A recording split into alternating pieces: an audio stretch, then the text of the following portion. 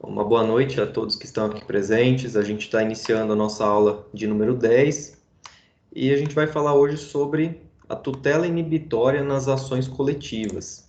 É um dos nossos últimos assuntos aqui da disciplina e é um tema também bem importante que tem uma tendência aí de ser muito utilizado daqui para frente. Já é, na verdade, mas a tendência, como vocês vão ver, é somente aumentar aqui a quantidade de ações desse tipo, né, por conta das características da nossa sociedade que vão mudando aí. Deixa eu compartilhar aqui a tela com vocês para a gente já iniciar.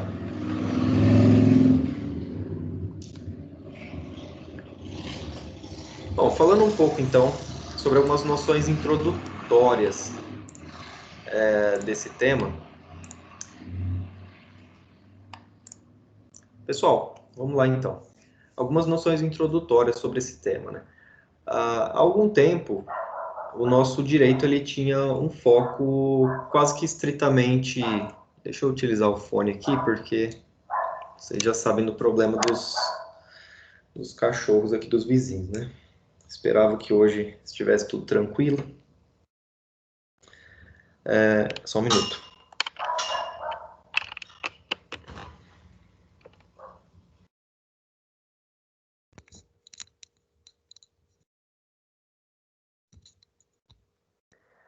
Bom, deve ficar um pouco mais abafado o som aí, mas logo eles param e dá pra gente voltar ao normal.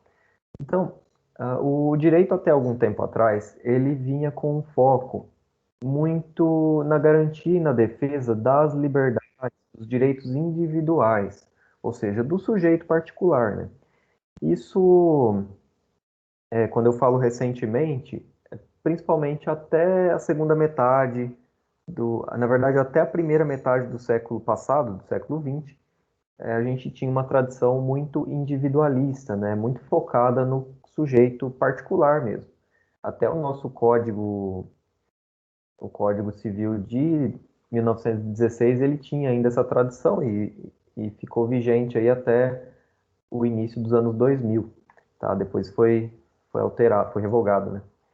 Só que, principalmente a partir do término da Segunda Guerra Mundial e com as constantes mudanças aí da sociedade, enfim, tanto por consequência da guerra, dos conflitos que vinham surgindo, e também por conta, acompanhando, na verdade, o movimento já dos direitos humanos, né? Se vocês tiveram alguma disciplina que tiveram a oportunidade de discutir um pouco mais sobre os movimentos históricos dos direitos humanos, vocês puderam ver ali que, principalmente nesse período, houve algumas situações, né, que geraram modificações tanto na sociedade quanto os reflexos, né, que surgiram no direito. E no campo dos direitos humanos, aí no âmbito internacional, a gente teve um grande foco também na tutela de direitos transindividuais, né? Direitos que não se esgotavam ali no próprio sujeito, no indivíduo particular, né? Como ele sozinho, né?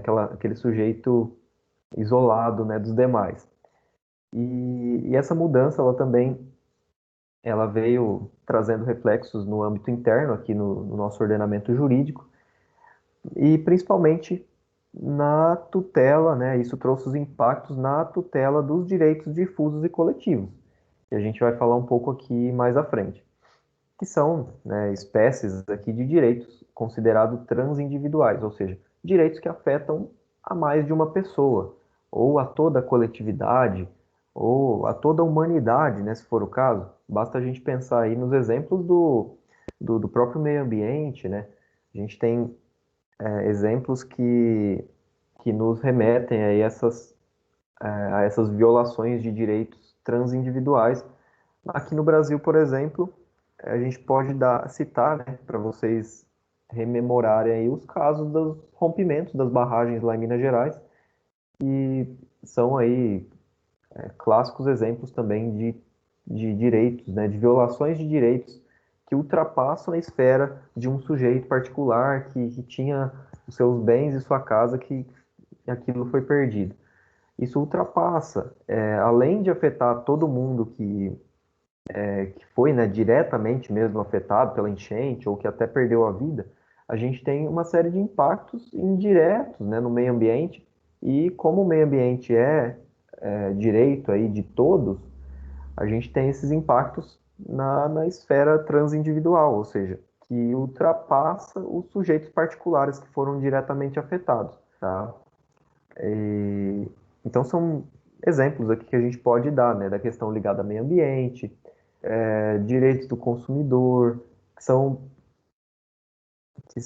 deixa eu aceitar alguém que está entrando atrasado, que são exemplos de situações que geralmente envolvem questões mais amplas e afetam uma série de indivíduos aí que por vezes a gente não consegue nem mesmo determinar quem foram, né, os afetados, tá? A depender da extensão do dano. Então, o que eu estou querendo dizer para vocês é isso. Vocês têm que lembrar desse ponto. A gente vinha com uma tradição muito individualista e, a partir de certo momento, principalmente segunda metade do século passado, daí para frente, a gente passou a ter alguma certa mudança de paradigma para dar uma certa ênfase à defesa também de direitos transindividuais, direitos que excedem a pessoa, ao sujeito particular, tá? Isso não quer dizer que a gente deixou de tutelar os direitos e liberdades individuais, não é isso, né? Vocês bem sabem. Mas sim que a gente passou a dar um maior foco e coisa que antes não tinha, né? Se acontecesse um caso desse não sei, há 100 anos atrás, por exemplo, muito provavelmente as repercussões jurídicas seriam totalmente diferentes, tá? Não sei falar exatamente quais seriam, porque eu não estudei o direito de 100 anos atrás com tanta profundidade assim, né? Nesse caso específico, mas das barragens, né, que eu citei do exemplo. Mas com certeza não seriam os mesmos que a gente teve hoje, né? E apesar de tudo isso, vocês bem sabem, por terem acompanhado aí toda a repercussão desse exemplo que eu dei para vocês, a gente ainda tem dificuldades, né, pela carência muitas vezes de alguns instrumentos mais adequados para a defesa desses interesses. Então, a gente vê claramente aí nos casos lá de Mariana, Brumadinho, né, que ah, houve uma grande comoção, né, da sociedade como um todo, só que no âmbito jurídico ali, eu também não me debrucei especificamente sobre esses casos, mas a gente teve muitas reclamações de pessoas que não foram assim devidamente assistidas e amparadas como deveriam. Além, né, do caso da própria recuperação ambiental pós-desastre, né, pós-acidente lá, enfim, o que aconteceu. Então, a gente tem ainda uma grande dificuldade para a tutela desses interesses, né? Basta pensar nesses exemplos aí de direito ambiental, que é algo bem amplo mesmo. Então, imagine esses casos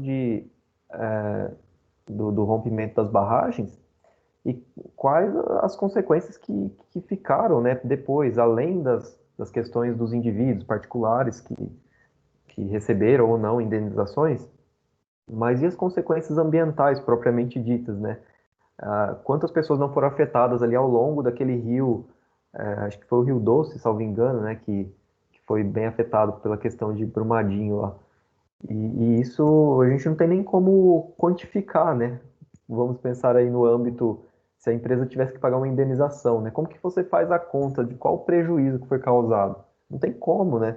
Você é uma estimativa, mas e a questão da recuperação? Então é uma coisa muito difícil, né?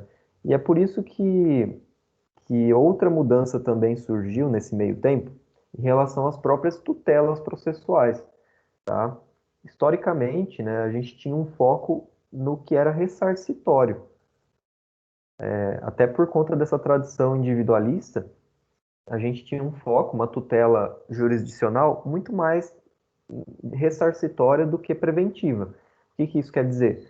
Que a gente aguardava o dano ocorrer para depois verificar quanto que o causador do dano teria que ressarcir, né, que pagar. Então, nesse caso, a gente tinha esse foco. E isso depende, né, o ressarcimento ele depende do dano, ele depende de um prejuízo. Só que nesses casos de danos a direitos, violações a direitos transindividuais, a gente não pode, né? Percebeu-se que a gente não poderia mais aguardar até que o dano ocorresse para que houvesse aí uma certa resposta do judiciário, né? Uma tutela processual para que evitasse o dano, na verdade. Então, com essa evolução do direito processualista, como eu disse, principalmente ao longo aí da segunda metade do século XX, a tutela ela deixa de ser somente ressarcitória e ela passa a ter um caráter de prevenção. Então, nesses casos, por exemplo, a gente poderia, se fosse verificado, vamos imaginar uma situação hipotética, né? Se fosse verificado lá na barragem que havia um sério risco, poderia ter havido uma atuação preventiva por parte dos órgãos de defesa ali, do MP, enfim, de qualquer ah, órgão legitimado, que a gente vai falar já já, nesse caráter de prevenção, tá? Para que evitasse o dano, né? Ainda mais danos como esse, justamente por conta da dificuldade de reparação. Então, houve essa mudança também de paradigma no âmbito das tutelas, né? Do que a gente busca do judiciário, né? De qual resposta a gente quer. A gente quer um ressarcimento, ou seja, aconteceu todo o dano, toda a situação, e depois você quer receber uma reparação por aquilo, ou você quer a prevenção para nem ocorrer o dano. Então, notou-se aí que é muito melhor a prevenção do que a reparação, né? A depender do caso. Muito disso se deve, aliado aqui a essa questão da mudança de foco dos direitos individuais para um pouco mais aos direitos difusos, coletivos, transindividuais, isso muito se deve por conta da superação de uma tradicional divisão que havia entre direitos subjetivos, em públicos e privados. Então a gente aliás, a gente tinha essa divisão muito clara ali, quase sem possibilidades de direitos que permeassem uma e outra, né? E essa divisão que realmente justificava, né, um caráter mais individualista de o que era público, beleza, era público, afeta todo mundo. E o que é privado afeta somente o sujeito particular. Só que com o surgimento desses novos direitos e novos deveres, pertencentes muitas vezes a grupos, classes, né, enfim, a mais de um sujeito, começou a se perceber que haviam situações que afetavam não só no âmbito exclusivamente privado e não só no âmbito exclusivamente público, mas haviam esses direitos, essas situações que afetavam, que permeavam tanto a esfera privada quanto a esfera pública, como é o caso que eu disse, né, de uma situação dessa lá de Minas, lá do meio ambiente. Então, a gente vê aqui, no caso do rompimento das barragens, afetou direitos individuais, privados? Afetou, é claro. Afetou direitos que diziam respeito a um caráter mais público, que envolvesse a sociedade, a comunidade como um todo? Também afetou. Então, onde a gente enquadra aqui, né? No público ou no privado? Então, foi a partir de certa forma, essa superação dessa divisão muito fechada entre o público e o privado, que a gente passou a ter essa tutela mais de caráter transindividual, que é o que eu vou explicar aqui para vocês. Não sei se vocês já tiveram essa explicação em outra disciplina, mas não custa dar uma reforçada, né? De quais são esses direitos transindividuais que a gente fala tanto, né? Temos basicamente aqui três espécies, tá? A gente tem divergência na doutrina em relação a quantas espécies temos desses direitos, mas as mais cotadas aqui, né, são essas três. Então, os direitos dentro aqui dos transindividuais, né? Transindividuais por quê? Porque ultrapassam a esfera de um sujeito só, de um sujeito singular. Então, a gente tem os coletivos, a gente tem os individuais homogêneos e a gente tem os direitos difusos. Como eu disse, eu não sei se vocês já tiveram em outra disciplina. Se não tiveram, devem vir a ter. Não sei se em TGP ou enfim, ou outra matéria. Vocês devem ter, se já não ouviram falar, mas eu vou reforçar um pouco mais aqui. E aí, caso vocês tenham alguma dúvida, podem perguntar. O pessoal costuma confundir muito aqui nos individuais homogêneos e os coletivos, mas eu vou tentar esclarecer um pouco. Vamos começar falando de trás para frente aqui, do último, que são os direitos difusos.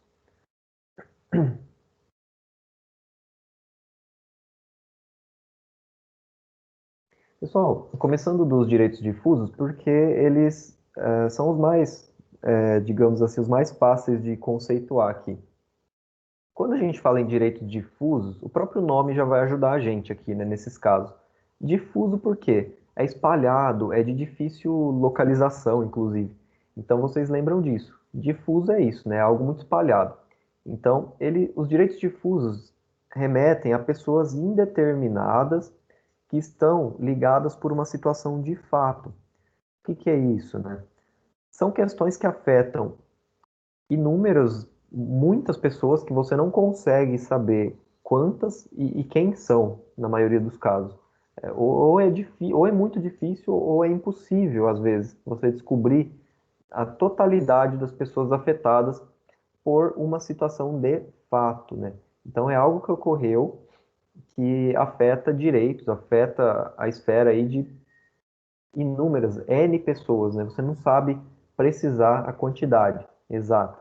Então, isso daqui são direitos difusos. Por exemplo, imaginem que passou uma propaganda enganosa ou até mesmo ilegal num horário nobre de um canal de TV à noite. Né? Como que você sabe, como que você vai precisar quantas pessoas foram afetadas ou quem foram as pessoas afetadas? Né? No país inteiro que assistiu aquela propaganda enganosa, ilegal, como que você sabe quem foi afetado?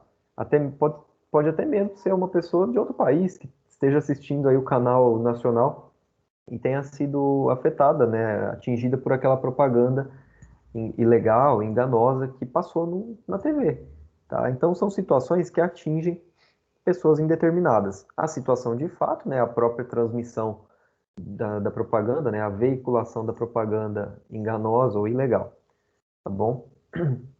Os casos de direito ao meio ambiente também costumam ser muitas vezes relacionados a direitos difusos, por conta mesmo da sua característica de pertencer à sociedade como um todo, né? Todo mundo tem direito ao meio ambiente e tal, e então qualquer violação, de certa forma, vai acabar afetando, vai ter esse caráter difuso, né?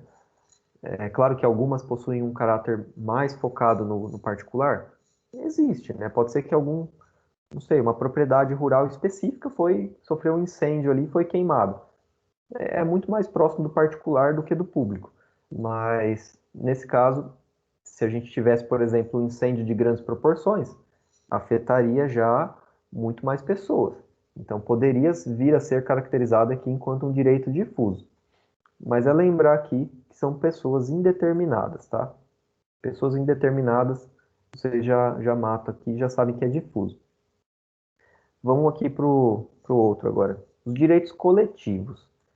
Os direitos coletivos, né, se os difusos tratam de pessoas indeterminadas, os direitos coletivos, como o nome já remete também, a um grupo, classe ou categoria de pessoas que aqui muitas vezes até pode ser de difícil determinação, mas é possível que haja, né, essa determinação. Você, se quiser, você consegue saber quem foram os afetados. Geralmente um número menor de pessoas, ou, na verdade, você muitas vezes consegue distinguir e saber quem foram as pessoas afetadas por conta disso. São pessoas ligadas entre si ou com a parte contrária, né, a que causou o dano, o que seja, e são ligadas por uma relação jurídica base. Então, por conta disso, por ser uma relação jurídica, acaba sendo um pouco mais fácil de distinguir e de você verificar quem foram exatamente os afetados. Aqui a gente pode pensar no exemplo. Vamos imaginar um consórcio de veículos e que todo aquele grupo de pessoas que firmou aquele contrato, ou seja, aquele consórcio, está sofrendo um abuso ali por conta de uma cláusula contratual abusiva ou por conta de um aumento unilateral ali de juros, que seja. Então você tem um grupo delimitado. Não é uma pessoa sozinha, mas também não é um contingente indeterminado, como os difusos, né? Então você tem um grupo, né? Então já é mais de uma pessoa, então é por isso que é coletivo também. E você consegue, se quiser, você consegue determinar quem foram os afetados. E o importante é lembrar que essas pessoas estão relacionadas entre si ou com a outra parte por uma relação jurídica base. Relação jurídica aí é o contrato ali, a celebração desse consórcio, por exemplo. Outro caso, vamos imaginar uma instituição de ensino municipal, uma escola, ou uma creche, por exemplo, que não está ofertando um serviço de educação de qualidade, ou está com sérios problemas ali na, internos e, enfim, não está fornecendo aquele serviço público com qualidade, né, como deveria. Nesse caso, percebam que também é um grupo de pessoas que foi afetado. Todo aquele contingente de alunos que estuda naquela creche, naquela escola. Então, a relação jurídica ali é a questão da matrícula, né? O aluno que está matriculado naquela determinada instituição. Então, isso também é um caso de direito coletivo. Categoria, né? A gente pode pensar Isso é muito visto no âmbito do direito do trabalho, né? Então, todos os empregados de uma empresa, vamos pensar naquelas situações de trabalho, condições de trabalho degradante ou próxima, análogo à escravidão, por exemplo. Aqui no Mato Grosso do Sul costuma ter esses casos. Lá próximo de Paranaíba, há um certo tempo atrás, a gente vivenciou algumas situações de carvoarias que estavam submetendo as pessoas a condições assim muito degradantes de trabalho e é um exemplo de direito coletivo, tá? Essa situação aí que as pessoas foram submetidas, elas podem ser tuteladas aí de maneira coletiva, tá?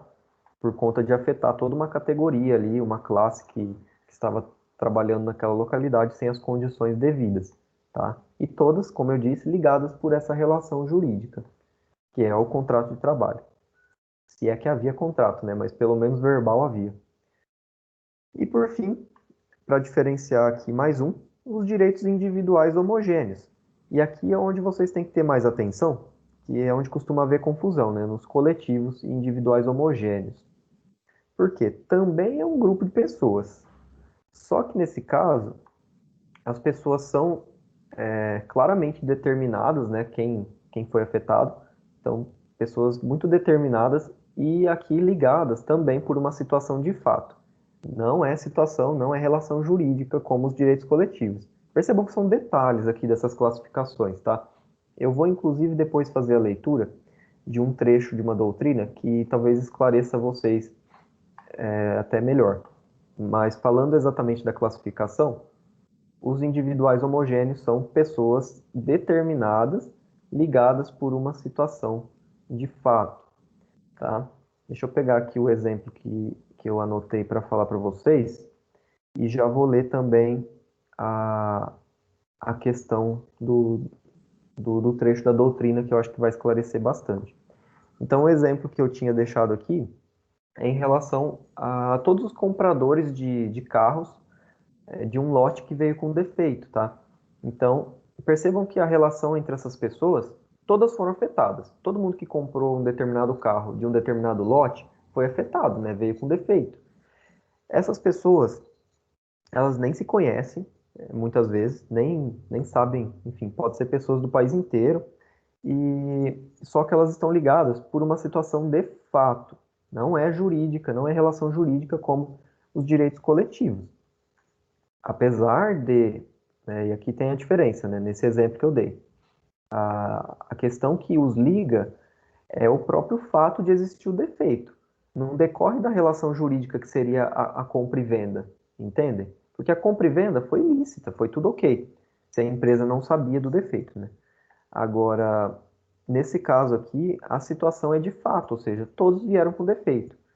Não é por conta do ato da venda, é por conta do defeito em si, né? Então é a situação de fato. Esse exemplo aqui, então, são direitos individuais homogêneos, ou seja, você pode separar. Então, vamos pensar que cada uma dessas pessoas pode ter sido afetada de um modo ou de uma maneira. Elas podem entrar com um processo, enfim, individual, e da mesma forma elas podem ser tuteladas por uma ação coletiva aqui que a gente vai falar, tá? Então, a questão é que elas são pessoas determinadas, por isso que são individuais e homogêneos, porque são próximos, são parecidos, porque eles são ligados por essa situação aqui de fato.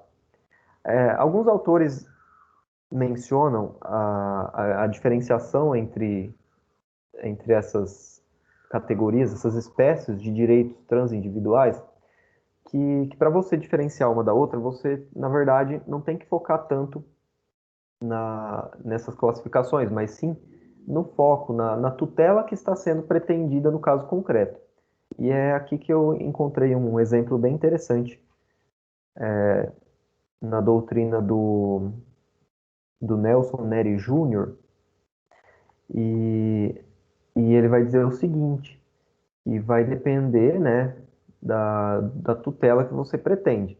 Então, o autor que eu utilizei aqui diz, né, para o processualista supracitado, o que determina seja classificado como um direito difuso, coletivo ou individual homogêneo é o tipo de tutela jurisdicional que se pretende, quando da propositura da ação, sendo que o mesmo fato pode dar ensejo à pretensão difusa, coletiva ou individual. Então, ele traz o trecho aqui do professor Nelson Nery Jr., que ele vai dizer o seguinte, abre aspas aí, né? O acidente com o Batomoshi IV, que foi um navio que naufragou na década de 80 lá no Rio de Janeiro, tá? Tinha esse nome aqui. Que teve lugar no Rio de Janeiro no final de 1988, poderia abrir oportunidades para a propositura de ação individual por uma das vítimas do prejuízo, aliás, do evento, pelos prejuízos que sofreu. Então aqui é um direito individual, é só da pessoa, ela que está buscando uma reparação pelo evento que ocorreu ali, pelos prejuízos. Uma ação de indenização em favor de todas as vítimas ajuizadas por uma entidade associativa, que aí seria um exemplo de direito individual homogêneo. Tá? É um grupo de pessoas ali que foi afetado por uma situação de fato ali que ocorreu. Então, isso seria um exemplo, né? Se uma entidade que representasse todas aquelas vítimas entrasse com um processo e pedisse uma indenização, seria uma tutela com foco no direito individual homogêneo. Ação de obrigação de fazer movida por associação das empresas de turismo que têm interesse na manutenção da boa imagem desse setor da economia, que seria um direito coletivo.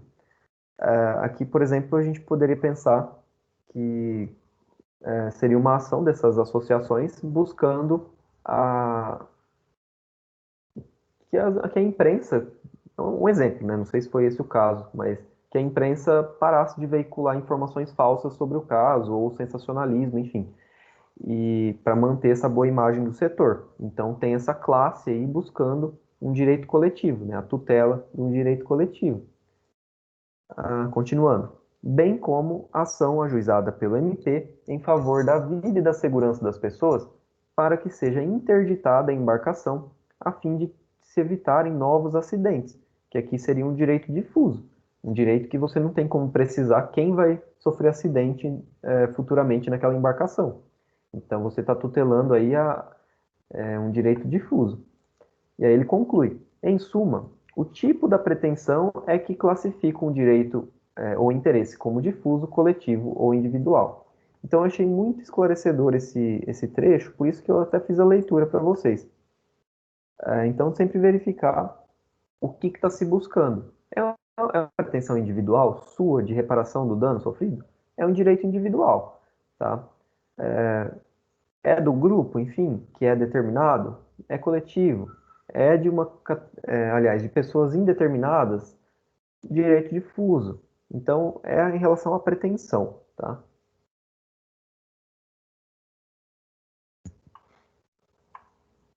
Certo? Alguém ficou com alguma dúvida sobre isso aqui? Professor, qual que é a principal diferença dos individuais homogêneos para os difusos? A principal, assim, que quando a gente lê, a gente vai ver que tem uma diferença, que para mim que parece que ficou meio que parecido. Sim, é que nem eu disse, é onde a maioria confunde mesmo. Então, vamos lá, retomar aqui. Dos coletivos para os individuais homogêneos? Não. Não dos individuais Ah, homogêneos para os difuso. tá, desculpa, confundi aí o que você Uhum. perguntou. Então, é o seguinte, dos individuais homogêneos e dos difusos. A principal diferença, primeira coisa, nos direitos difusos você não consegue sequer saber quem foram os atingidos por aquele determinado fato. Então, no Uhum. exemplo que eu dei para vocês de veiculação de propaganda enganosa pela TV, num horário que muita gente assiste, você não consegue, é muito difícil. É praticamente impossível você saber todo mundo que foi afetado, que viu aquela propaganda enganosa, que é vedado, né, pela lei, não pode. Então, seria, por exemplo, se tivesse uma ação para tutelar esse interesse de retirar uma propaganda enganosa que estivesse passando no horário e afetando assim um sem número de pessoas, que você não consegue saber quem exatamente foi afetado, isso daqui é uma situação de fato, né? Não tem uma relação jurídica entre as partes. Então, seria um processo que tutelaria direitos difusos. Por exemplo, o MP ajuizando uma ação civil pública, e a gente até vai falar um pouco mais disso, talvez fique mais claro ao longo da aula de hoje. Mas o MP ajuizando uma ação civil pública, buscando a retirada dessa propaganda do ar. Então, isso estaria tutelando interesses difusos, porque você não sabe quem são os afetados e, enfim, onde estão, quem são e quantos são. Você não sabe. São pessoas indeterminadas. No direito difuso, lembrem disso, que é pessoas indeterminadas. Você não consegue saber exatamente quem são os afetados. Até você pode saber de um ou de outro ali, mas todo mundo é praticamente impossível por conta dessa situação que ocorre e que tem uma repercussão muito grande mesmo. Entendi, professor. O exemplo, por exemplo, das barragens lá de Mariana, Brumadinho também, que foram rompidas, pode ser, a depender do caso, se, por exemplo, se você estiver buscando uma tutela de interesses difusos. Então, seria uma obrigação da empresa de reparar todos os danos ambientais que ocorreram. Então, isso poderia ser um exemplo de direito difuso também. Porque quem foram os afetados pelos danos ambientais? A gente sabe sim, né? Muitas vezes quem foram afetados por conta dos danos patrimoniais. Mas os danos ambientais, que são mais amplos, imagina aí na extensão de centenas de quilômetros do Rio Doce, que foi todo poluído lá de dejetos de minérios. Como que você verifica quem são os afetados pela poluição do rio, pela degradação ambiental? Não tem como. Então, se uma ação chegar na justiça para discutir essa responsabilidade da empresa em reparar os danos ambientais, nesse exemplo que eu falei, seria bem próxima, ou no caso aqui seria mesmo, né, direito difuso, porque você não sabe quantas pessoas foram afetadas por conta da extensão desse dano todo. Então, ela teria que reparar. Aí vai depender do processo, né, do caso. Mas seria de interesse difuso, porque você não está buscando. Não é o seu João da Silva que foi afetado que entrou com processo para buscar uma indenização para ele. Então, é um órgão legitimado, MP, defensoria, entidades de classe, que buscam reparação de forma geral, coletiva mesmo. Então, essa é a grande diferença aqui do difuso. Os individuais homogêneos, eles são pessoas determinadas. Então, a diferença é essa, assim, a principal, né? Se você for estudar a fundo, vai encontrar outras coisas, mas a principal diferença que a doutrina traz aqui para o nosso, para o que interessa para a gente agora, é saber que direitos difusos remetem a pessoas indeterminadas. Como o nome já diz, né? Difuso é algo espalhado, você não consegue ter uma concretude muito exata aí de todos os afetados. Os individuais homogêneos, não. Eles são pessoas determinadas. Determinadas porque você consegue saber exatamente quem foi afetado. Então, no exemplo que eu dei para vocês há pouco, todo mundo que comprou um carro com defeito de um determinado lote. Então, se você chegar aí lá na empresa e, ó, me fornece aí todos os dados, né, que eles têm que ter. Todos os dados de compradores. Aí eles vão ter uma lista lá de pessoas que, que compraram aquele carro. Nesse exemplo ainda, costuma ocorrer a seguinte coisa, né? A empresa, quando descobre que existe um defeito de fábrica, alguma coisa, eles costumam comunicar a todo mundo que comprou. Porque é justamente por isso, eles sabem, eles conseguem determinar quem adquiriu aquele veículo. Então, nos individuais homogêneos, são pessoas determinadas. Você consegue saber quem foi. E a questão é que também é ligada por uma situação de fato em si. Então, nesse ponto aqui, é similar aos direitos difusos, né? Ambas são ligadas, né? Ocasionadas por uma situação de fato. Essas pessoas afetadas, né? Então, no caso dos individuais homogêneos, situação de fato é o defeito que surgiu naquele carro, nos carros, né? Então, todo mundo que comprou o carro é afetado pelos defeitos que surgiram naquele lote. Direitos difusos também, situação de fato. Todo mundo que assistiu a propaganda enganosa na TV é afetado, apesar de nem se conhecer um com o outro, é afetado pela mesma situação de fato que é a veiculação da propaganda enganosa. Então, nesse ponto, é semelhante. Agora, a diferença aqui que eu trouxe para vocês é a questão da determinação ou não das pessoas afetadas. Nos individuais homogêneos, você consegue saber quem foi afetado e nos difusos você não consegue. Então, essa é a principal diferença aqui dos dois, tá? Em relação aos difusos e individuais homogêneos. Aí não sei se ficou claro agora. Sim, professor, ficou bem melhor, entendi melhor. Obrigada. Por nada. Então, lembrar dessas questões aqui. Como eu disse para vocês, indo além dessas classificações, a gente tem que lembrar, é claro que você vai precisar saber principalmente dessa diferença aqui de você saber determinar ou não os afetados pelo dano ou pela lesão. Mas lembrar do foco na tutela pretendida.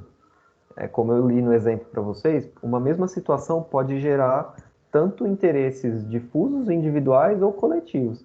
Aí vai depender. Um não exclui o outro, tá? Isso é importante vocês saberem. O fato do. Eu vou dar mais exemplos depois. Mas o fato do MP entrar com processo pedindo uma reparação de um dano ambiental que afetou a sociedade toda de uma localidade, não quer dizer que uma pessoa particular não possa entrar com processo e pedir reparação só para ela também, tá?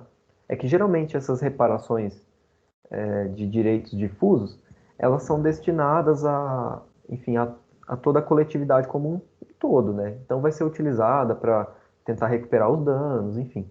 Não vai ter uma divisão, você não vai pegar o valor que a empresa tem que pagar ou o causador do dano e vai dividir entre os afetados, justamente porque você não sabe nem quem são como um todo. Então essa é a diferença também, tá? Vamos passar, pessoal, para falar um pouco sobre a legitimação, né? Quem tem a legitimação para defender esses interesses transindividuais, né? E depois a gente vai falar da ação civil pública.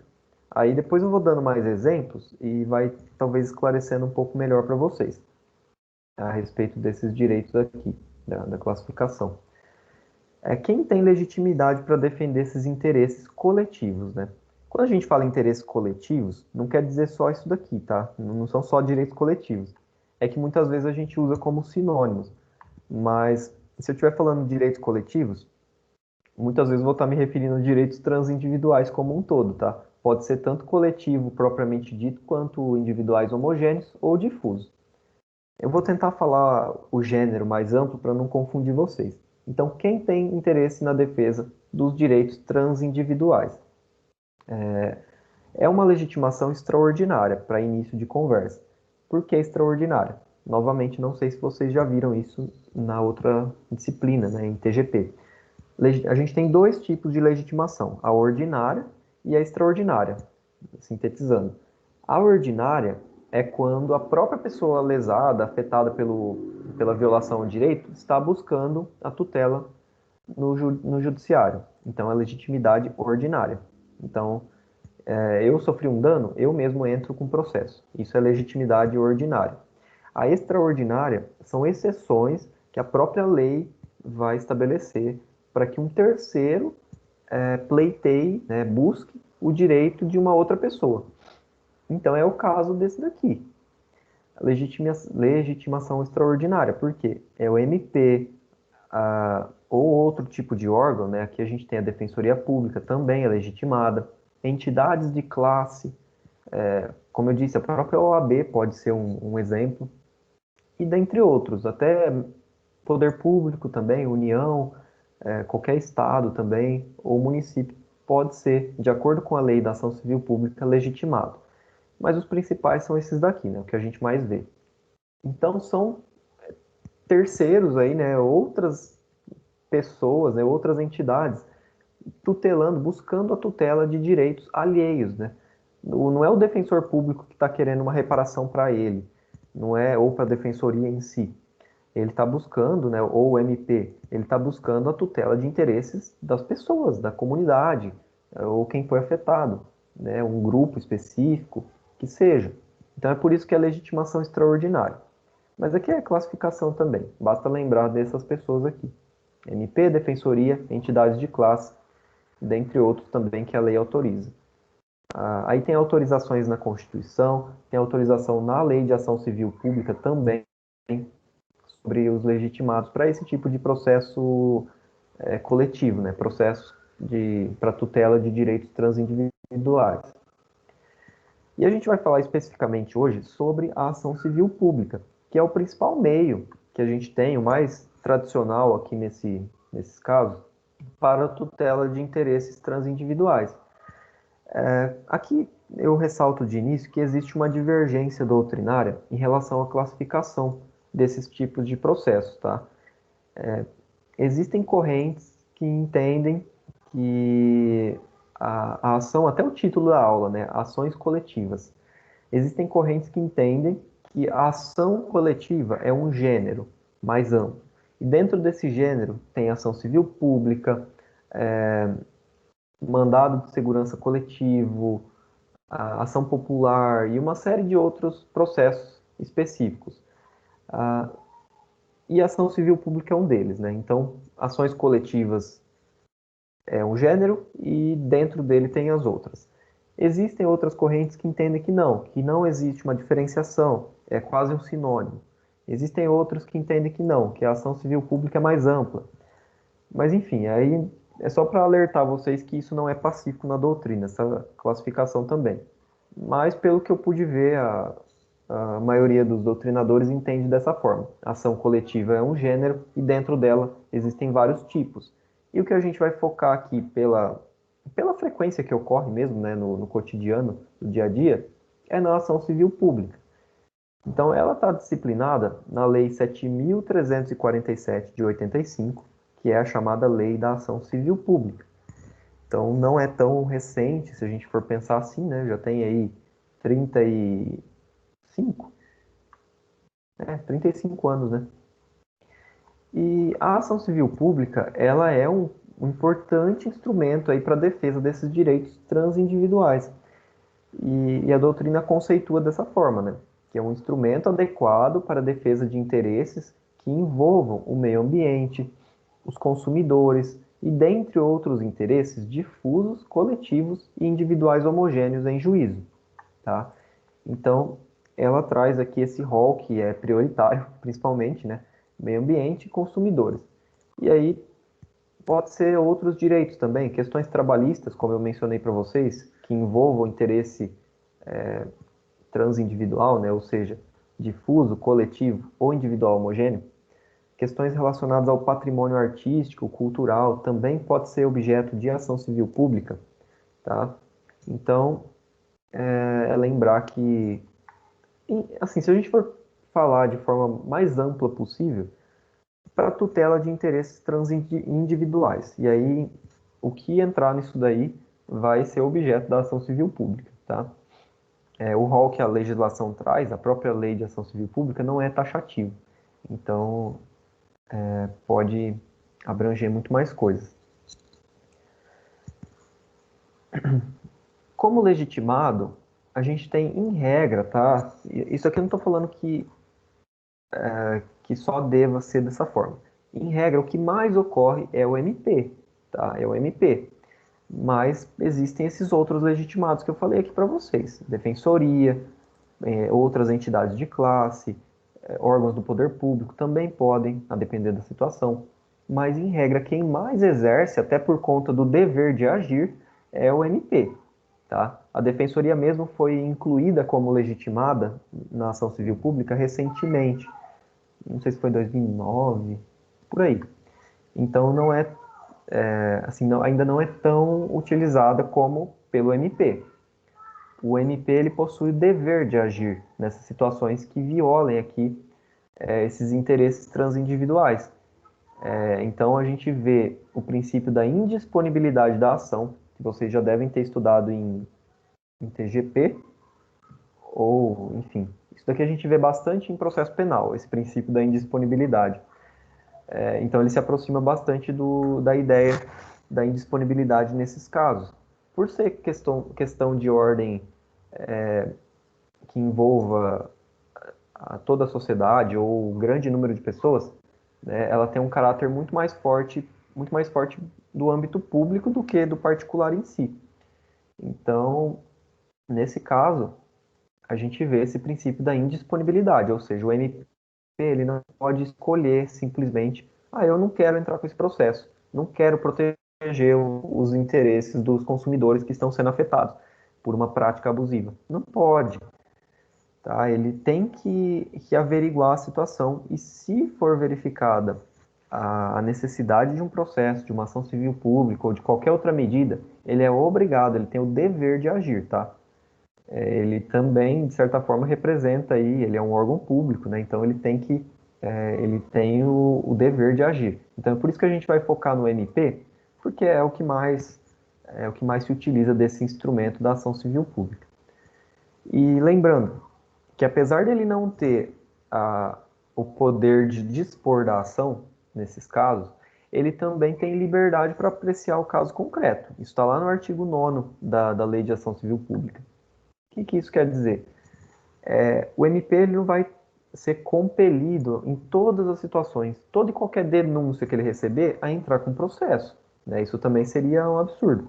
Mas o promotor ou o responsável pelo caso, ele tem a liberdade, né, a faculdade de apreciar o caso concreto e verificar se ele se convencer de que aquilo merece ou de que aquilo tem condições para ensejar um processo judicial, aí sim ele vai dar andamento. Se ele verificar que o processo, aliás, que a situação não tem embasamento, não tem provas, não tem nem lógica ali a situação, ele não processo. Aí ele vai, eu até vou mencionar um pouco aqui depois, ele vai pedir o arquivamento, né, se for um inquérito ou qualquer procedimento que ele estiver fazendo, e existe um controle, deixa eu achar aqui, existe um controle desse arquivamento, tá, dos inquéritos.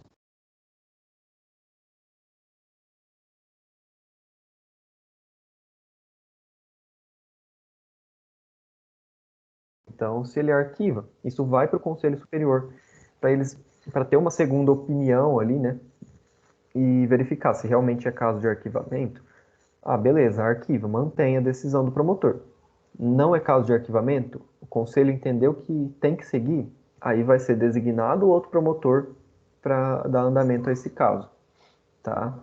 Então, só destacando, apesar de ter o dever de agir e a indisponibilidade da ação, ele também possui certa liberdade para apreciar. Então, em determinadas situações, ele vai dizer, olha, não é o caso de um processo, vai arquivar. Além disso, importante destacar que cabe a ele, nos casos de desistência, tá, de qualquer outro legitimado, né, na ação civil pública, assumir a titularidade ativa do processo. Então, como a gente tem esse princípio da indisponibilidade da ação, pode ser que uma outra entidade, a defensoria, no geral, quando é órgão público, não vai desistir do processo, mas uma associação de interesse de classe, né? Que entra com o processo e depois abandona, não dá andamento. O juiz vai intimar o Ministério Público para que ele dê seguimento ao processo, dê andamento. Então ele vai assumir essa titularidade ativa, né, no polo ativo do processo. A gente tem que falar também, ainda sobre o MP, de dois importantes instrumentos que ele possui para a ação civil pública ou para qualquer investigação que esteja ocorrendo, que são o inquérito civil, tá? E o compromisso de ajustamento de conduta, ou termo de ajustamento de conduta. Nesses casos, pessoal, vamos falar primeiro sobre o inquérito. O inquérito, como vocês já devem bastante ter ouvido falar, do inquérito policial, né? Do inquérito lá na delegacia. Aqui, ele, apesar de ter os mesmos princípios em alguns casos, em algumas situações, ele é diferente, né? Ele é promovido pelo próprio Ministério Público e é um procedimento investigativo, né, para colher esses elementos que o MP julgar necessários para a propositura da ação, de uma eventual ação civil pública. Então, houve uma denúncia para o Ministério Público. Caso vocês não saibam, existem instrumentos de fazer denúncias também pelo próprio site. Você pode fazer uma denúncia anônima, você pode ir lá no MP fazer uma denúncia. E eu mesmo recentemente denunciei um certo candidato a vereador daqui que estava utilizando crianças, acho que de nem 10 anos, para entregar santinho na, na rua. E você vê legal, duas crianças debaixo de um sol quente lá entregando santinho para candidato a vereador. Aí eu fiz a denúncia. Se foi para frente, não sei, porque eu também não acompanhei depois ainda. Foi recente. Mas qualquer um de nós pode fazer denúncia para o Ministério Público e eles vão. Qual o procedimento? Eles vão buscar apurar essa situação. Então, muitas vezes na denúncia, a gente não consegue fornecer todas as provas necessárias para a, a apuração pelo promotor se aquilo vai ser caso de um processo ou não, de uma ação civil pública ou não. Então, o que ele vai fazer? Vai instalar um inquérito civil para buscar investigar aquela situação e colher provas, né? Então, enfim, vai fazer as diligências que forem necessárias. Ele tem poderes para isso e vai juntar elementos de convicção. Então, aí, com base, depois do término desse inquérito, vai olhar e vai falar, olha, juntou provas, realmente cabe um processo? Vai ajuizar a ação civil pública. Ah, não foi verificada, não foi um indício. Então não vai pedir o arquivamento. Da mesma forma, o inquérito ele também não é obrigatório. Então, se o Ministério Público, o promotor que foi responsável, ele tiver elementos suficientes de início com a própria denúncia, eventualmente, ou se for um fato muito público, notório, vamos pensar num caso de, não sei, de internet, né, que é algo bem frequente. Apesar de a gente não ter uma atuação como deveria por parte do MP nesses casos, a gente vê aí em muitas cidades claras violações aí aos direitos do consumidor em relação a fornecimento desse produto que é a internet, né? As empresas frequentemente violam aí a quantidade de velocidade que é contratada. Você tem, assim, tá na cara de todo mundo que determinada empresa ou até várias, né, praticam atos ilegais ali contra, né, a ordem do direito do consumidor, e por uma série de violações, né? Nem sempre a questão da velocidade, às vezes a fica caindo, instável o sinal, né? É um serviço de péssima qualidade. E aquilo está veiculando notícias, estão uma série de pessoas reclamando na internet, enfim, por aí vai. Tá um alvoroço a cidade. O MP, se ele vir que não é necessário a instauração de um inquérito, porque o fato é tão notório que nem precisa colher tantas provas assim, né? Você não precisa ter um processo, um procedimento investigativo para colher provas. Você consegue entrando na internet aí, ou, enfim, pegando umas testemunhas só e já consegue as provas. Então ele não precisa instaurar esse inquérito, tá? Não é obrigatório. É claro, por cautela, acaba fazendo, né? Para não falar que foi arbitrário, enfim, mas acaba fazendo. E como eu mencionei antes, há um controle desse arquivamento. Se o MP entender que não é caso de seguir com o processo, ele vai pedir o arquivamento na verdade, ele vai determinar o arquivamento, né, que é ele promotor que encabeça esse inquérito. E aí isso vai para o Conselho Superior verificar se realmente é caso de manter essa decisão ou não, né? Outro importante instrumento é o chamado compromisso de ajustamento de conduta. Compromisso de ajustamento de conduta, por muitos também conhecido como termo de ajustamento de conduta, está disposto, está previsto lá no artigo 5º, parágrafo 6º da Lei de Ação Civil Pública. Então, vai dizer, basicamente, que o MP ele pode celebrar como se fosse um acordo, tá? Não é exatamente um acordo, porque basicamente as obrigações ficam somente pelo causador do dano, mas é um meio alternativo que a gente tem para solucionar e evitar um processo judicial quando o causador do dano ele se compromete a ajustar sua conduta, né, como o nome já diz, mas ele se compromete. Então, como que funciona? Vamos pensar aqui nesse caso da internet, né? Está afetando na cidade de Dourados, uma empresa X que não está fornecendo a velocidade contratada para nenhum dos consumidores dela, dos clientes. Aí vai o MP, ele verifica que realmente aquilo é verdade e ele entra em contato com a empresa e chama para conversar, né? Aí ele vai propor, pode, né? É uma faculdade que ele tem de propor esse termo ou compromisso de ajustamento de conduta, para evitar justamente a questão do próprio processo, né, de todo um conflito que pode se desenrolar por anos. E então ele vai estabelecer, falar, olha, empresa, se você passar a regularizar a sua situação, fornecer a internet contratada, adequar toda a sua conduta que está irregular, eu, NP, me comprometo a não entrar com o processo. Ou se o processo já estiver em andamento, me comprometo a paralisar, suspender o processo, né? Enfim, para que não tenha continuidade, que você se comprometa a cumprir as exigências legais e adequar sua conduta ao que é esperado, né? Ao que é exigido pela lei. Então, é um acordo. É um acordo, basicamente, que é só uma parte que tem as prestações, né? A única prestação do MP, na verdade, é não entrar com processo ou não dar continuidade, né? Enquanto a parte estiver cumprindo esse compromisso. É importante destacar aqui também que esse compromisso, enfim, não vincula totalmente ou não exclui os direitos dos individuais, dos particulares. Então, no exemplo da internet que eu dei, ou em qualquer outro, né, mas eu vou falar sobre esse aqui, esse compromisso é uma garantia mínima em prol do grupo atingido. Então, é o mínimo, você tem pelo menos essa garantia. Só que se você, particular, ou até mesmo enquanto classe, se sentir ainda ofendido e quiser buscar na justiça, no geral ocorre com particulares, né? Você acha que aquilo não é suficiente, que não vai solucionar o seu caso concreto, não é o que você tem por direito. Vamos pensar, por exemplo, que você ainda não está com fornecimento de internet regularizado, ou então você quer um ressarcimento material mesmo pelo que você pagou e não utilizou. Aí você pode, né, normalmente entrar com processo para isso, contra a empresa. O que eu quero que vocês entendam é que isso é uma garantia mínima.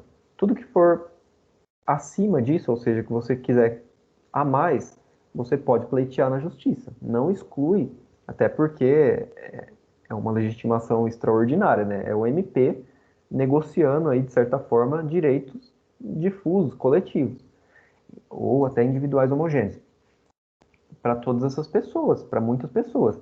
Então não seria não seria razoável, né, que ele pudesse, por exemplo, abrir mão do direito à reparação por danos materiais em nome dessas pessoas. Ele não pode fazer isso.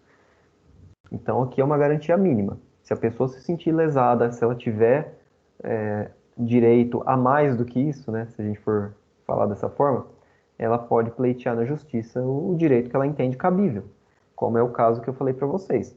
A pessoa lesada, ela entende que ela tem o direito a receber a reparação, o ressarcimento pelo que ela pagou e não usou. Aí ela pode pleitear por meio de um processo só dela, normalmente, tá?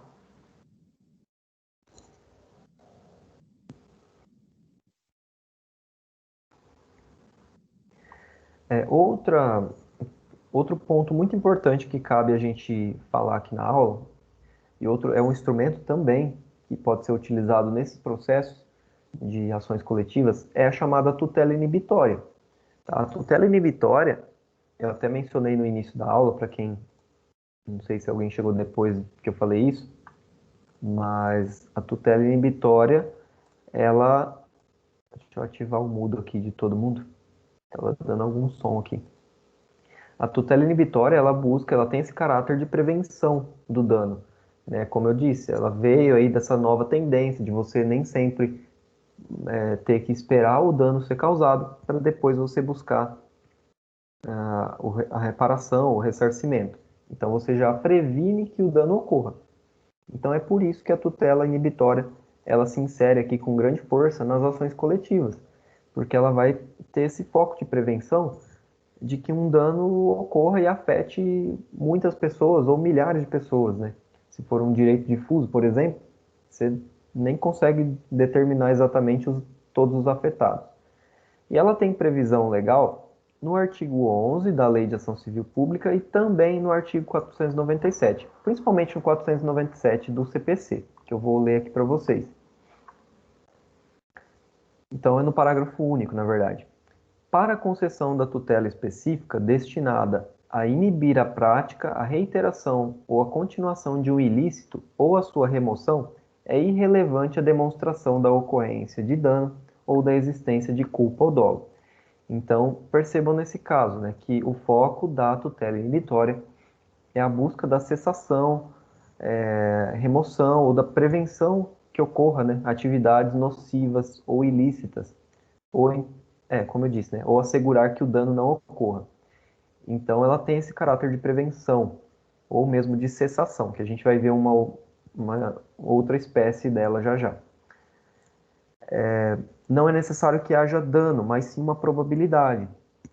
Justamente, né? Se tem esse caráter de prevenção, não se exige que o dano tenha ocorrido. Até porque se o dano tivesse ocorrido, na maioria das vezes você já tem que buscar uma tutela ressarcitória, né?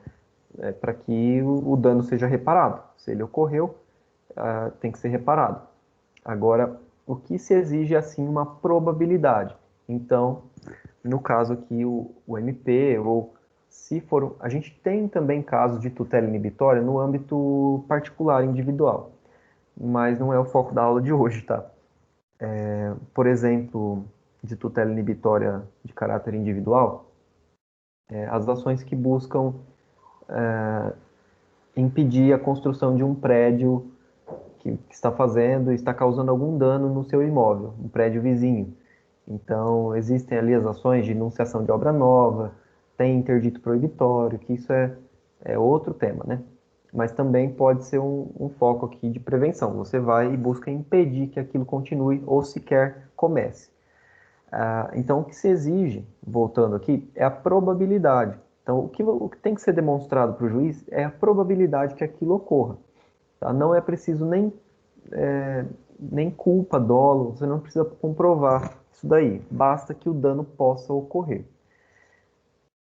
Além disso, a tutela inibitória ela pode consistir em prestações positivas ou negativas. O que é isso, né? Eu acho que eu já mencionei esses termos antes, mas não custa reforçar. Prestação positiva diz respeito a algo que prestação negativa diz respeito a um deixar de fazer, né? A uma omissão, a você não fazer alguma coisa. Então, para isso, o judiciário pode se valer de instrumentos executivos com força de execução, como por exemplo multa. A multa é o principal, né? Mas, enfim, pode determinar alguma medida coercitiva no local. Enfim, o oficial de justiça vai lá, apreende alguma coisa, ou vai interditar o local, enfim, várias situações que podem ser utilizadas aí, vários instrumentos que o juiz entender necessário para efetivar essa tutela. Então, essa tutela, não sei se está claro para todo mundo, não é um processo específico.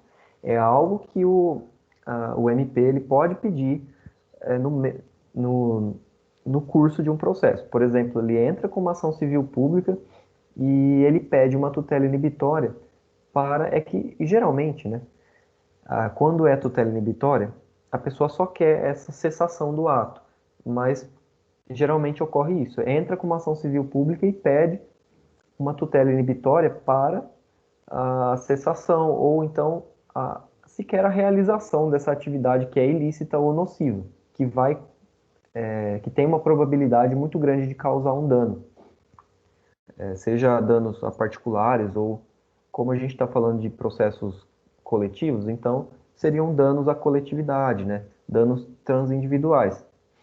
Então, nesse caso, o juiz pode determinar tanto prestações positivas ou negativas. Voltando um pouco nesse ponto. Eu vou dar exemplos para vocês mais para frente aqui, mas já adiantando. Vamos imaginar que tem uma empresa que está sendo instalada, aliás, que já está instalada e essa empresa está poluindo, tem uma chaminé que emite gases e enfim. O MP verifica aquilo lá e entra com uma ação civil pública e pede uma tutela inibitória e para que seja determinada a instalação de um filtro naquela chaminé. Então, isso seria uma prestação positiva, ou seja, a empresa tem que instalar um filtro se ela quiser continuar com as suas atividades. Ou se fosse negativa, por exemplo, que a empresa pare de funcionar ou que ela sequer abra, né, se for verificado isso antes do funcionamento dela. Então, só para vocês entenderem que pode ser tanto uma questão que você tem que fazer, que tem que ter uma ação, quanto algo que você tem que deixar de fazer. Como eu mencionei há pouco, a gente tem uma espécie aqui, isso daqui também tem divergência na doutrina, se trata de uma espécie ou de uma outra tutela, né, de uma outra forma de tutela. É a chamada tutela de remoção do ilícito. E aqui a gente tem que ter uma diferenciação em relação à tutela inibitória em si, que a gente falou agora. A tutela inibitória, no geral, tá? No geral, ela busca evitar que o dano ocorra, evitar que a prática que pode provocar dano ocorra. A tutela de remoção do ilícito, como o nome já diz, ela busca remover os efeitos de um ato ilícito, ou seja, algo que já ocorreu, tá, no passado ou que até continua, né, ocorrendo, que tem essa possibilidade de dano. Então aqui a grande diferença é essa, né? A tutela inibitória, como regra, ela busca a prevenção, algo que assegure que a atividade e o dano nem ocorram. A tutela de remoção do ilícito é quase que um meio termo. A atividade já está ocorrendo ou já ocorreu, o ato ilícito. Só que o dano ainda não, tá? Então está naquele meio termo ali, né? Tem coisas que você não necessariamente esgota no mesmo ato, né? A atividade ilícita e o dano em si. Mas, como é o caso que os doutrinadores sempre trazem de exemplo aqui nessas hipóteses de remoção de ilícito, a retirada de circulação de produtos em desconformidade com a legislação ou impróprios para o consumo. Então, um determinado supermercado, por exemplo, está vendendo produtos vencidos ou que foram, enfim, vamos pensar no produto vencido.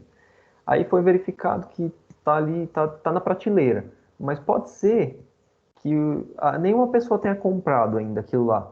Só para vocês entenderem que a prática do ato ilícito de disponibilizar ali, de colocar em venda um produto fora dos padrões aí de consumo, já ocorreu, ou está ocorrendo, né, no momento. Só que o dano em si não ocorreu. Ninguém comprou, comeu e passou mal e morreu. Tá? Aqui foi um exagero, né? Mas ninguém comprou aquele produto ainda. Então o dano em si não ocorreu. Então isso daqui seria um exemplo de cabimento de remoção, tutela de remoção de ilícito. Remoção por quê? O, o MP, a entidade que entrar com esse processo, vai pedir exatamente que os produtos sejam removidos, que os produtos que são o efeito ali dessa atividade ilícita que é a comercialização de produtos vencidos, fora do prazo de validade, eles são ali os efeitos, né? A pessoa está disponibilizando aquilo para os consumidores. É pedido que eles sejam retirados, tá? Então, retira, ninguém compra, não há dano, tá? Isso no plano ideal, né? Então, nesses casos, é uma diferenciação. De outro lado, só para talvez esclarecer bem mais aqui esse caso para vocês, entre a remoção do ilícito e a inibitória.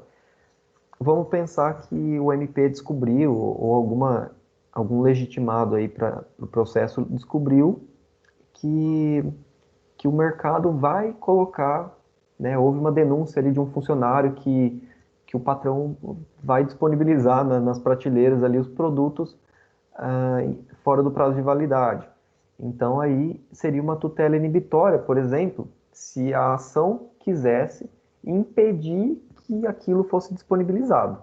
Então isso é tutela inibitória. Você, em regra, né, você impedir que a atividade ocorra, atividade nociva ou ilícita, tá? Mas se o produto já tivesse disponibilizado, seria uma tutela de remoção do ilícito. Não sei se ficou claro aqui essa tênue diferenciação que ocorre entre essas tutelas. Tá? Vai depender do que o MP, no caso, quer no processo. Se ele quiser a retirada dos efeitos das atividades ilícitas que estejam ocorrendo, é tutela de remoção de ilícito. Se ele quer impedir alguma prática, ou cessar, inclusive, alguma prática que esteja ocorrendo, ele pode pedir uma tutela inibitória, tá? Então, seria basicamente essa a diferença entre essas duas modalidades aqui, que alguns autores, inclusive, dizem que é uma espécie de tutela inibitória, a remoção do ilícito. Eu coloquei aqui para a gente falar junto, justamente para eu trazer essa diferença. Então, inibitória, lembrem-se do nome, né? De inibir, de evitar que. Então, já lembrem que é antes mesmo que o dano ocorra, o dano ou a prática do ato ocorra. Remoção do ilícito, né? Se tem que remover alguma coisa é porque ela está lá. Então, é porque já foi praticada a atividade ou o ato ilícito. Então, tem coisas que a nomenclatura ajuda bastante a gente. Tem coisas que confunde, mas nesse caso aqui ajuda, né? Se você pensar em inibir, é evitar que. Remover é retirar, né? Então, a coisa tem que estar lá, já tem que ter sido feita. Então, vão pelos nomes que não tem erro também. Vamos dar alguns casos aqui que mais ocorrem, como eu disse para vocês, de ação civil pública, em relação à tutela coletiva do meio ambiente e dos direitos do consumidor, que são os principais casos que costumam ocorrer aqui na realidade concreta nossa, né? Em relação ao meio ambiente, a gente tem que ele, ele é de uso comum do povo. Então a gente tem na Constituição já lá consagrado que o direito ao meio ambiente ele é de todos e é responsabilidade tanto da coletividade quanto do poder público a defesa desse direito, desse meio ambiente. Então, por conta disso, a gente vê muito, né, a, a inefetividade de tutelas ressarcitórias, já que, como eu disse antes, eventuais danos ao meio ambiente, eles, além de afetarem uma infinidade de pessoas que você, por vezes, nem sabe quantificar quantos foram afetados, eles podem ser irreparáveis, tá? Então, vamos pensar num grande dano ambiental que ocorreu e que, por vezes, não tem mais jeito. Ou tem a longuíssimo prazo, né? Daqui a 30, 50 anos que vai voltar ao normal, aquele meio ambiente que foi degradado, que foi prejudicado. Então, por conta disso, é inviável você pensar somente de forma exclusiva em tutelas ressarcitórias, que vão esperar que o dano ocorra para depois buscar a reparação. Então, é por isso que a gente necessita uma atuação preventiva. E é justamente onde do que a gente está falando, que é a tutela inibitória. Nada mais é do que a prevenção, né? Nesse caso. Então, a tutela inibitória coletiva aqui do meio ambiente, ela pode, né, num processo como a ação civil pública, pode vir a obrigar empresas particulares ou até a administração pública, tá? Não é apenas direcionada a empresas, como a gente costuma dar exemplos, né? Mas pode afetar qualquer pessoa que praticar o dano, né? Que for a causadora aqui na verdade, de um potencial dano, né? Se for a tutela inibitória. Não em relação não apenas uma ação, mas uma omissão também pode gerar responsabilização. Basta pensar na administração pública. Você tem um órgão de defesa do meio ambiente, né? Enfim, um órgão estadual, por exemplo, ou o próprio poder público, o executivo, que não está ciente de uma provável situação ali que vai gerar danos, mas não busca a prevenção, não busca agir, né, de forma como deveria para evitar esse dano, isso pode gerar uma responsabilização do poder público, enfim, da pessoa que está ali exercendo aquele cargo e que deveria, que tem o direito de. Nesse caso, como eu disse, não apenas uma ação. Lembrar que também uma omissão pode gerar responsabilização. Vamos dar exemplos aqui de casos relacionados ao meio ambiente. É um processo que busca evitar o funcionamento de uma empresa com uma atividade potencialmente poluidora, como é o caso que eu mencionei antes, agora há pouco. Vamos pensar na seguinte situação: o, o Ministério Público está acompanhando ali, ou fica sabendo de uma empresa, uma grande empresa que vai ser instalada aqui em Dourados, está em construção, e aquela empresa, enfim, pode até ter feito os licenciamentos e toda a questão burocrática, né, do meio ambiente, né, mas por algum motivo ela conseguiu essa licença, mas foi feita uma denúncia ou por apuração dos fatos, o MP verificou que aquela atividade vai gerar um grande impacto e um grande dano ao meio ambiente local.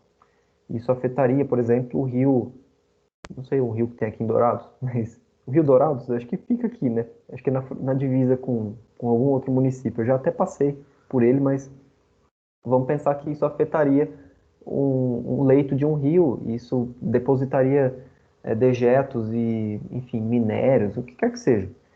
Ah, o MP, pensando em prevenir que o dano ocorra, o que ele vai fazer?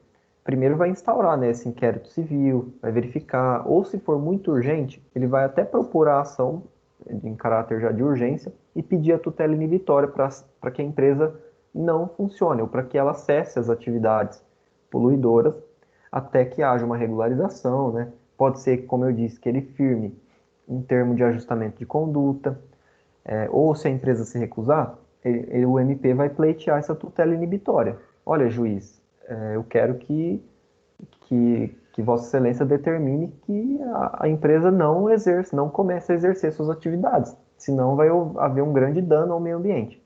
Só um exemplo aqui, né?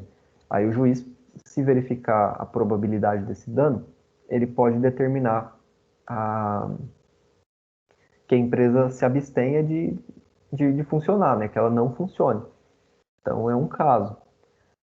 Ou então, já dei o exemplo para vocês, né? Pode obrigar a empresa a instalar um determinado equipamento que vai evitar ou diminuir os danos. Também pode ser um caso. Um outro exemplo que eu trouxe: obrigar o poder público a agir em defesa do meio ambiente. Então, vamos supor, novamente falando aqui de Dourados, que a gente tem alguém, ou enfim, alguém, alguma empresa, alguma situação que está lesando o meio ambiente ou que vai vir a lesar o meio ambiente, e o MP ou alguma outra entidade legitimada para a ação civil pública verificou que o poder público está inerte, não está agindo por qualquer motivo, seja por questões de interesse próprio, ou seja por mera mera apatia mesmo, né, de não querer fazer nada em relação àquilo, o MP também pode entrar com processo para obrigar o poder público a agir. Então, o MP pode exigir, enquanto tutela inibitória aqui, né, para evitar que ocorra um dano, que o poder público haja. Então, que ele tem que ir lá, vistoriar aquela obra, verificar se está tudo certo, né? Então, é também uma possibilidade, num caso aqui de omissão, tá, que eu mencionei há pouco. Falando um pouco então sobre tutela inibitória na defesa dos direitos do consumidor, aqui também é bem recorrente, né? A gente vê essas situações ocorrerem, né, por conta da própria complexificação da sociedade, como eu mencionei no início da aula, A gente ter essas questões que afetam não só uma pessoa no particular, mas a toda uma classe, a todo um grupo de pessoas. Os direitos do consumidor aqui é bem clássico também em relação a isso. Você tem situações que vêm a afetar toda uma cidade, enfim, todo um país, a depender do caso. Vamos pensar no caso da internet lá que eu mencionei para vocês. Se tinha um caso lá, não sei se até alguém vai saber, né? Não vou nem mencionar o nome da empresa, mas em Paranaíba eu fiz faculdade lá, tinha uma empresa que detinha um monopólio da internet. É uma empresa de Minas, e detinha um monopólio da disponibilização de rede de internet na cidade.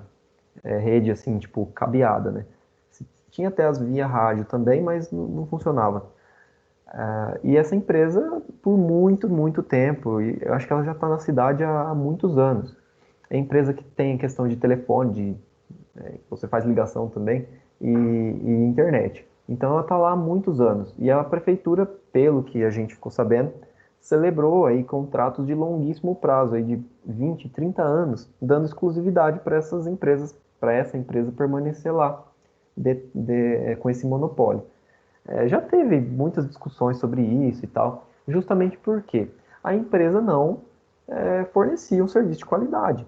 Então a gente pagava muito caro da internet. Para vocês terem uma ideia, eu pagava no início da faculdade, eu e o colega que dividia a casa comigo, a gente pagava cerca de 100, cento e poucos reais. Não, eu não me lembro ao certo, mas era cerca de 100 reais ou um pouco menos por, acho que era 2 mega, 2 gigas, sei lá.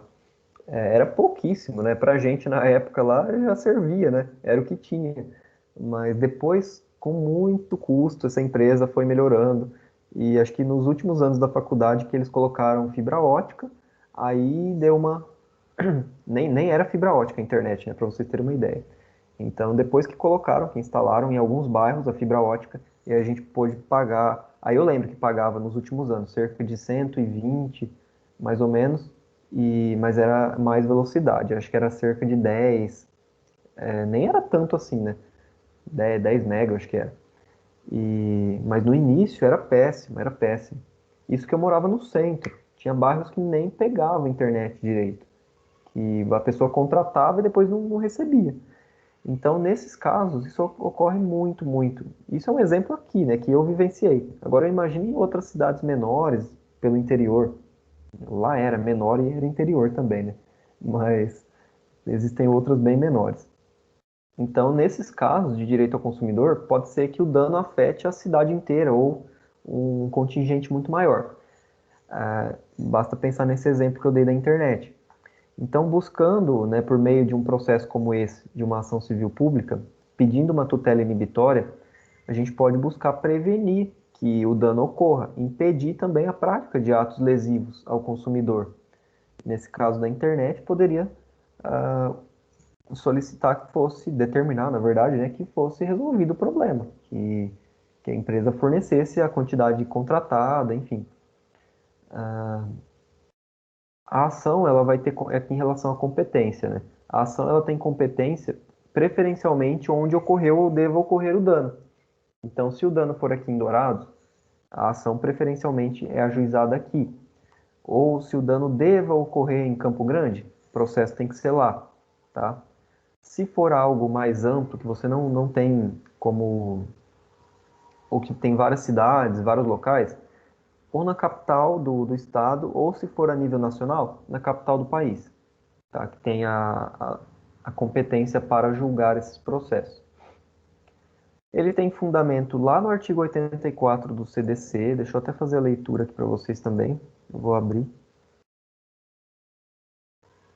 E o CDC é bem interessante ver que houve uma grande articulação com a própria lei da ação civil pública, prevendo e alterando a lei de ação civil pública também, dizendo que os dispositivos do CDC podem utilizar o que está disposto na lei de ação civil pública e vice-versa, ou seja, a ação civil pública também pode tutelar interesses de consumidores e também se valer dos instrumentos que o CDC prevê. Então isso foi muito importante, aí criou quase que se fosse um microsistema de tutelas coletivas, né? Então, o artigo 84 vai dizer o seguinte: na ação que tenha por objeto o cumprimento da obrigação de fazer ou não fazer, o juiz concederá a tutela específica da obrigação ou determinará providências que assegurem o resultado prático equivalente ao adimplemento. Então, nesse caso, e inclusive tem a previsão no parágrafo 3º de concessão de tutela liminar após justificação prévia, tá? Então, nesse caso, é aqui que o CDC toca nesse assunto de que o juiz pode se valer de instrumentos para tutelar aqui os direitos do consumidor, tá? Um dos artigos, né, que fundamenta. E a gente tem o próprio CPC, né, lá no 497, que é o que traz de forma mais clara, no seu parágrafo único, a possibilidade de tutela inibitória, tá bom? Além disso, como eu mencionei, aplicam-se as normas da Lei de Ação Civil Pública. O CDC ele não menciona, salvo engano, que a ação cabível seria uma ação civil pública, apesar de ele mencionar, ele trata como ação coletiva, algo do tipo. Então ele vai mencionar somente que o CDC é aplicável aos casos de ação civil pública e vice-versa. Então ambos podem ser utilizados. Como eu mencionei no começo, existe essa divergência da terminologia da ação, se a ação coletiva seria ou não gênero, mas, no geral, pelo que eu pude ver na prática, tem se utilizado a terminologia de ação civil pública para esses tipos de processos que tutelam aí interesses da coletividade. Como exemplo, a gente pode falar do seguinte: a anulação de cláusulas abusivas, por exemplo, nesses contratos de adesão que a gente tem, que são muito frequentes, por exemplo, em empresas de internet, de telefonia, até de energia elétrica, né, por vezes. Então, se for verificado aqui a prática dessas cláusulas abusivas, que afetam aí inúmeras pessoas, também pode ser ajuizada uma ação civil pública para evitar que isso continue ocorrendo, ou que seja também retirado essa cláusula, anulada. Retirar propagandas enganosas de veiculação e etc. Aqui é um exemplo bem clássico também, tá? Propaganda enganosa, concorrência desleal, né? Então, por vezes, empresas veiculam propagandas aí que configurariam concorrência desleal, fornecendo, enfim, benefícios aos consumidores, que aí vai do caso concreto, né? Pode ser que seja constatada a prática de concorrência desleal, ou então que seja uma propaganda enganosa. Então, a empresa está fornecendo, veiculando uma propaganda e aí o consumidor chega lá na loja e não é aquilo que está sendo prometido. Seja em relação a preço, seja em relação à qualidade, quantidade do produto que está sendo vendido. Então isso é uma propaganda enganosa, que é vedado pela legislação. Tá? Então, se for verificado que a empresa está veiculando essa propaganda, o MP é legitimado para entrar com uma ação civil pública e pedir em sede de tutela inibitória que seja cessado ali essa veiculação da propaganda. Então isso daqui são só alguns exemplos para que vocês entendam a abrangência desse tipo de atuação do Ministério Público em relação à ação civil pública e as tutelas inibitórias, né? Pessoal, em relação ao conteúdo, seria basicamente isso. Alguém quer perguntar alguma coisa? Ficou com dúvida? Pode abrir o microfone e falar.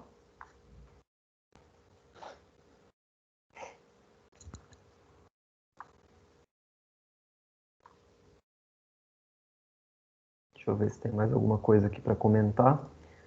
Mas eu falei sobre tudo aqui.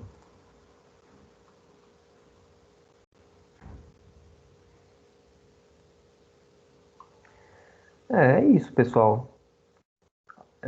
Depois eu vou pedir, como é um tema também bem delicado, eu peço que vocês façam a leitura aí de algum material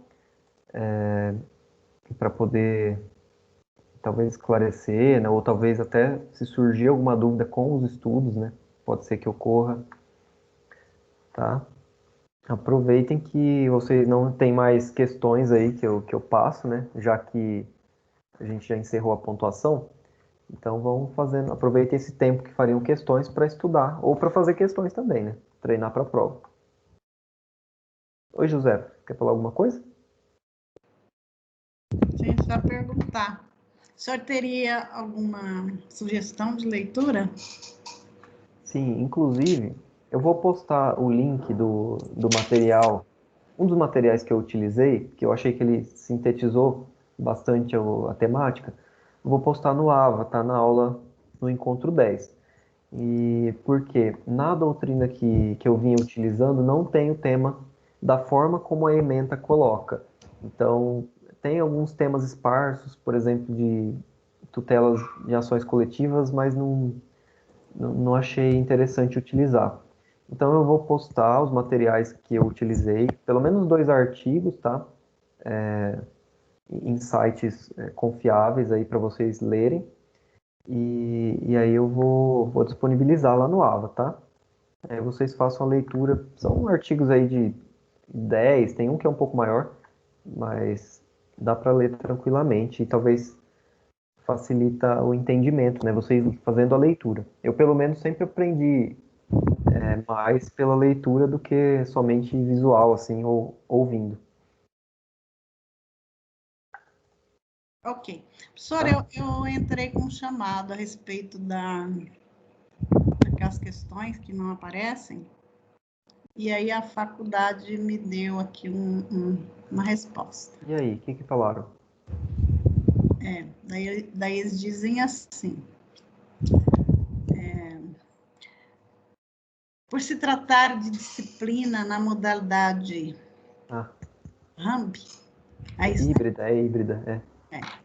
O professor é responsável por anexar o questionário ao aluno, entre em contato com ele para que disponibilize atenciosamente. Só isso. Ah, esse pessoal não entende. Eles não entenderam. Alguma pessoa, não lembro se foi a Caroline ou alguma outra pessoa me mandou, recebeu a mesma mensagem. Eles não entenderam que não é relativo à atividade que eu posto. Até porque eu nem tenho acesso a isso. Justamente porque é híbrida, tem atividade que vem do sistema e atividade que eu posto. As atividades que eu posto eu mandei em arquivo de Word, até porque a gente estava sem acesso à disciplina até recentemente. Então eu não tenho que postar nada. A questão é que não está fechando a porcentagenzinha lá da disciplina de vocês e é relacionado à atividade do sistema. Mas Eu expliquei aqui, ó, coloquei na disciplina de Direito Processual Civil, Procedimentos Especiais, Tutelas Inibitórias, falta conteúdo de avaliação para a última sessão, avaliação da unidade 2, encontro 7, unidade 3, encontro 10. Expliquei, né? Mesmo assim... eles não entenderam. Mas eu já até falei com o Matutino, e acho que eu falei para vocês isso também na última aula, salvo engano. Como é um problema que está geral e eles não deram conta de resolver isso por chamado, eu vou. Na verdade, já estou verificando com a professora Daniela e vou pedir para ela encaminhar para a direção, para ver se o diretor consegue fazer com que algum setor resolva isso para a gente. Porque, de fato, se fosse algo que eu pudesse fazer, eu já tinha resolvido já, né? Agora, como é alguma coisa que eu nem consigo visualizar essas atividades, e nem vocês, aí não tem o que fazer, né? Mas eu acho, para ser sincero, eu até comentei isso antes, na aula passada, eu acho que nem vai vir pontuação disso para vocês, porque não tem no extrato de pontuação, como na disciplina, que vocês não fizeram essa, era de metodologia. Acho que o Éder chegou a fazer, que ele depois, acho que, não sei se era da turma dele, mas acho que era. Metodologia científica? Metodologia científica. Nós tivemos no segundo semestre. Então, eu não sei se era desse modelo híbrido também, mas aqui eu ministrei semestre passado, era modelo híbrido. E aí, vocês fizeram, né, José? Comigo? Nós fizemos. É Isso. verdade, é verdade. Então, vocês lembram que tinha pontuação para atividade virtual? Tinha um item específico para atividade virtual. Tinha. Então, e eu olhei no extrato dessa disciplina e não tem. Só tem atividade de sala de aula, que é aquela que eu posto, que já foi esgotada, e tem a atividade, a pontuação para a prova, e atividade transversal, que é para todas as disciplinas. E não tem essa modalidade, esse item de atividade virtual, que é as do sistema. a disciplina tem até menos ponto do que as outras, se vocês notaram. Verdade. Então, eu acho que o que eles vão fazer é somente resolver o problema da porcentagem que não fecha lá do sistema, mas não vai ter nem atividade para vocês fazerem. Eu desconfio. Até porque a gente já está no final do semestre e nem daria tempo de ficar retomando tudo isso, né? Eu imagino. Mas eu estou em contato com o pessoal da faculdade para ver se eles resolvem de forma geral, já que é um problema de todo mundo mesmo, tá? Aí assim que eu tiver a resposta eu aviso. Ah, ok, tá, obrigada. Nada. Deixa eu fechar. Pessoal, mais alguém quer falar alguma coisa, perguntar?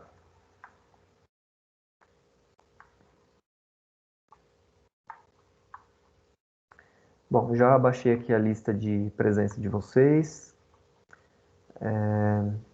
Vai ficar constando aqui quem chegou depois do horário, que eu já baixei primeiro também. E é isso, pessoal.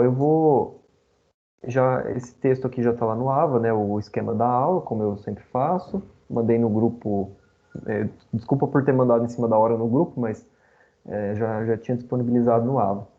E depois eu só vou atualizar com o link da gravação, da gravação da aula de hoje, e também do link de alguns materiais para vocês lerem, se conseguirem, sobre a temática, tá? Como eu mencionei que não tem nas doutrinas, na verdade tem um livro, mas aí eu não sei se vai ter na biblioteca virtual também. Chama Tutelas Inibitórias e Tutela de Remoção do Ilícito, do Marinoni. É um livro que é um dos mais conceituados, se não é até o único que trata sobre esse tema dedicado exclusivamente a isso. Mas aí não sei se vocês vão ter tempo de ler um livro só sobre isso, né? Tem tanta coisa para estudar. Mas pelo menos de artigos que eu utilizei, que eu achei que são razoáveis, eu vou deixar o material lá para vocês, o link. Tá? Fica até a dica aí para quem quiser escrever sobre esse tema também. Eu achei que é uma discussão ainda bem... não tem tanto material sobre isso. Eu senti bastante dificuldade para preparar a aula, inclusive, porque não tem tanta coisa como eu esperava. Então, se alguém mais para frente tiver interesse, vá pesquisar sobre isso também. Deve conseguir publicar fácil. Tá? Pessoal, boa noite então, tá? Obrigado pela presença de vocês aí numa sexta-feira à noite. A gente se vê semana que vem. Oi? Ah, tá. Boa noite. Até semana que vem. Tchau, tchau.